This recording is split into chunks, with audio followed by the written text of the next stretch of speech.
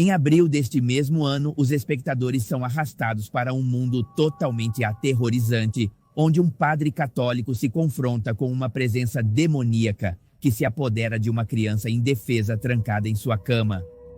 Cenas que gelam o sangue fluem na tela, deixando um rastro de medo e ao mesmo tempo assombro. No entanto, o mais arrepiante de tudo é que este filme de Hollywood, com a incomparável atuação de Russell Crowe, é inspirado em uma história real, no sombrio legado de um homem que se tornou a última linha de defesa contra o sobrenatural, o padre Gabriel Amor.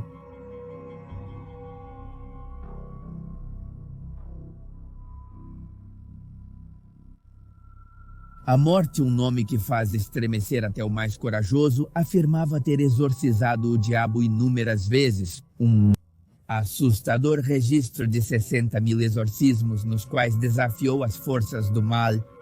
Mas o seu trabalho aterrorizante não se limitou às sombras. Ele foi um crítico feroz de muitas coisas que para alguns pareciam inofensivas, como a saga de Harry Potter e o yoga, alertando que escondiam conexões sinistras com o submundo. O mais aterrorizante de tudo é que Amorth declarou que figuras históricas sinistras como Hitler ou Stalin haviam sido vítimas de possessão demoníaca. Suas palavras lançaram uma sombra escura sobre a história humana e seus horrores incompreensíveis. Inclusive o clássico filme O Exorcista, numa história que tem atormentado gerações inteiras, foi classificado por Amorth como substancialmente preciso, o que apenas adicionou um arrepio a mais ao seu legado totalmente perturbador.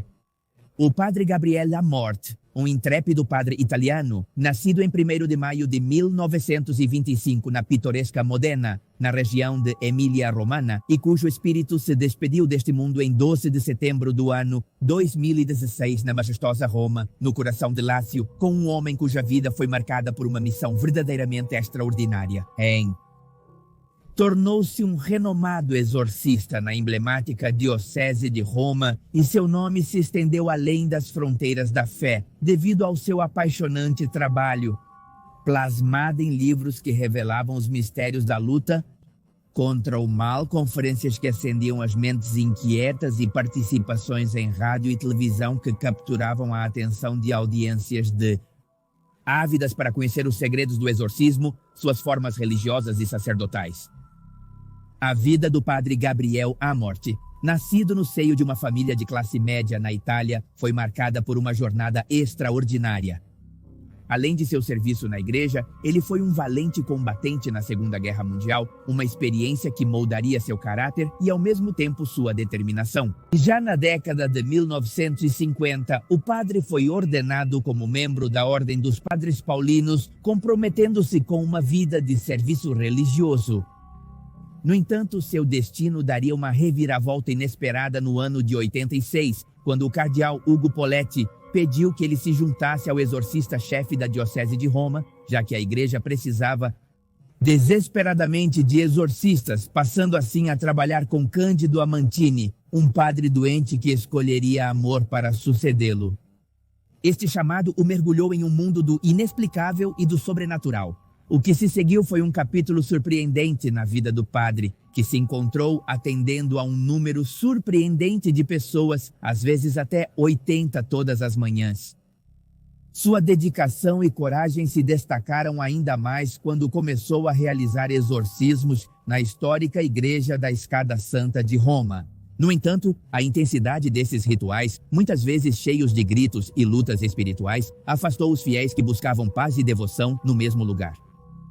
Diante desta situação, Gabriel Amorth foi obrigado a transferir seu consultório para a sede de sua ordem, os Padres Paulistas. Lá continuou sua luta incansável contra as forças do mal, ajudando aqueles que buscavam se libertar das amarras da possessão demoníaca. A vida do padre Gabriel Amorth é um testemunho de dedicação, fé e coragem na luta contra o desconhecido, deixando um legado que perdura na memória daqueles que buscaram sua ajuda e na história da Igreja Católica. Os arrepiantes relatos dos exorcismos realizados por ele revelam um mundo no sobrenatural que desafia a razão e o entendimento humano. No dia 21 de fevereiro de 1987, Amort realizou seu primeiro exorcismo, o primeiro de mais de 60 mil, como te disse no início, que ele realizaria ao longo de sua vida. Sua estreia envolveu um camponês de 25 anos que, ao entrar em transe, proferia blasfêmias em inglês apenas para que outra voz estranha do mais profundo de seu ser traduzisse essas palavras malditas. Em outras ocasiões, ele se encontrou cara a cara com manifestações igualmente aterrorizantes. Uma mulher analfabeta, incapaz de ler ou escrever, proferiu insultos em um idioma que, após uma minuciosa investigação, descobriu-se ser aramaico, uma antiga língua do Oriente Médio. Amort havia memorizado as 21 regras que precedem o rito do exorcismo, regras que se encontram no Rituale Romanum do Papa Paulo V, escrito em 1614, foi avisado, no entanto, que sem essas regras estaria condenado ao fracasso em sua luta contra as forças demoníacas. Os principais sinais de possessão, segundo este antigo texto, incluem a capacidade de falar idiomas desconhecidos, a revelação de fatos ocultos e uma força física sobrenatural que supera a condição do possuído.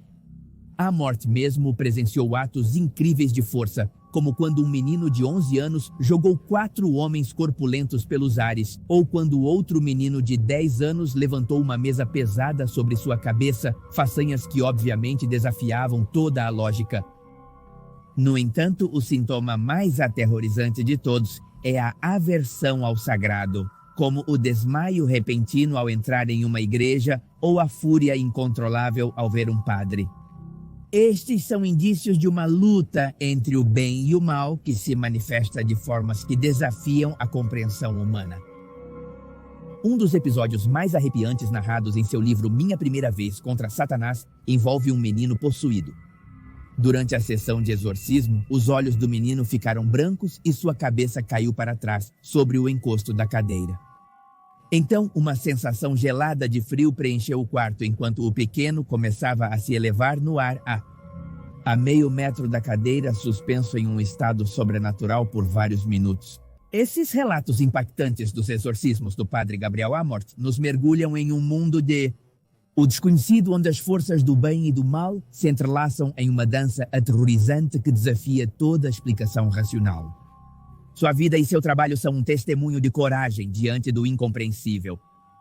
Até seu último suspiro, Amort alertou sobre a astúcia do diabo. Sabia que o inimigo sempre se escondia, espreitando nas sombras, e que seu objetivo principal era fazer a humanidade duvidar de sua existência. Era um lembrete constante de que a batalha entre o bem e o mal é uma realidade que não deve ser subestimada nem ignorada.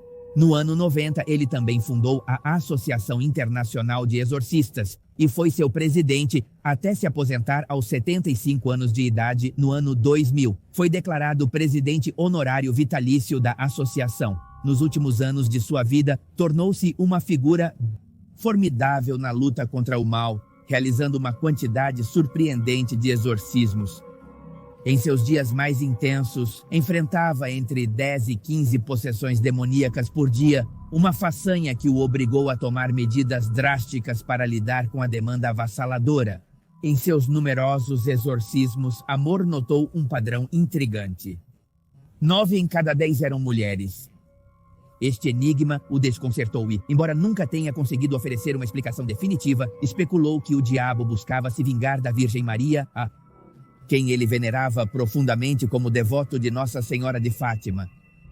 Cada exorcismo era uma experiência única e obviamente está demais, mas aterrorizante. Ele saía dessas batalhas espirituais com hematomas em seu corpo, resultado de chutes, socos, mordidas e ocasionalmente cuspidas, provas da fúria das forças obscuras que enfrentava. Um dia, um padre americano perguntou a Amort se ele tinha medo de Satanás. A resposta dele, cheia de coragem e determinação, foi um firme: "Eu não e sou o que tem medo, ele deveria ter medo de mim e de todos que vivem em Jesus Cristo." Suas palavras obviamente refletem a convicção e a fé inabalável que o guiaram em sua luta incansável contra o mal. Então, Ao longo de décadas, Amor realizou uma quantidade surpreendente de exorcismos e tratou pelo menos 100 pessoas que experimentavam possessões demoníacas absolutas. No entanto, mantinha uma perspectiva realista e admitia que, em muitos casos, os problemas subjacentes dos indivíduos eram de natureza psicológica e teriam sido melhor atendidos por profissionais de saúde mental. Apenas em cerca de 100 casos, segundo suas próprias estimativas, ele se deparou com casos genuínos, cara a cara com o demônio.